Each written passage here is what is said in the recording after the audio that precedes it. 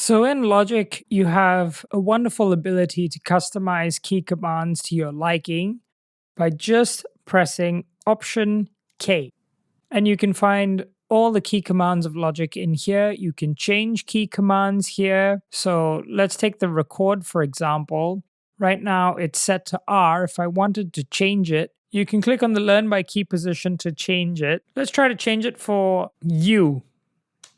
Now it says that the keyboard shortcut is already in use. So if I click Replace here, U will become the new key command for record.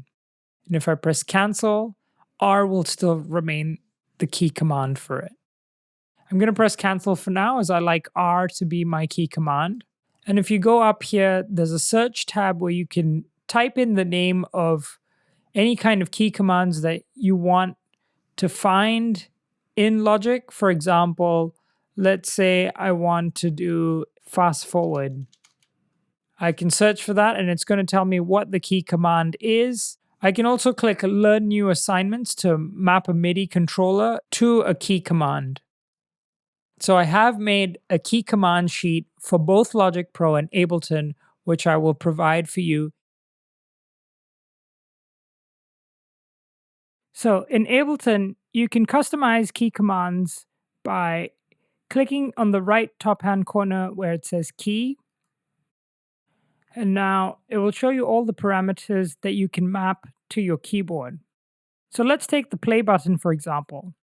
I'm going to click the play button and I'm going to press N. And I'm going to click the stop button and I'm going to press M.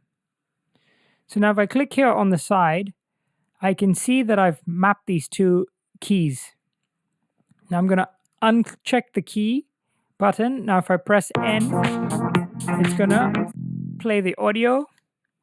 And if I press M, it's going to stop the audio. Okay, and if I want to change those key commands, very simple. I just click again on the key button, click the N, and I can change the letter to D, for example. And it's going to change it. If I want to delete it, I just click on it and press delete, and it's gone.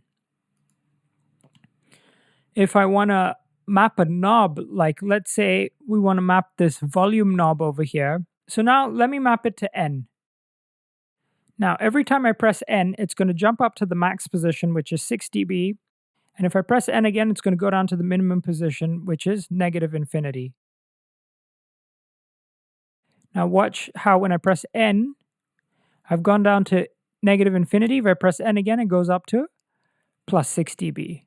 So I can change the range by decreasing it over here.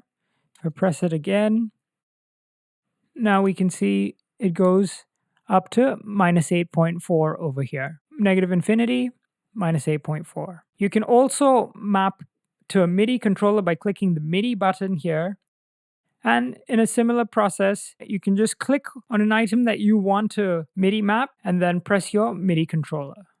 For me personally, I use a Ableton Push 2 because that's pretty well mapped to the whole program. Now, you can also search on Ableton's website for keyboard shortcuts by just typing Ableton key commands. And there's a bunch of key commands over here on the Ableton website.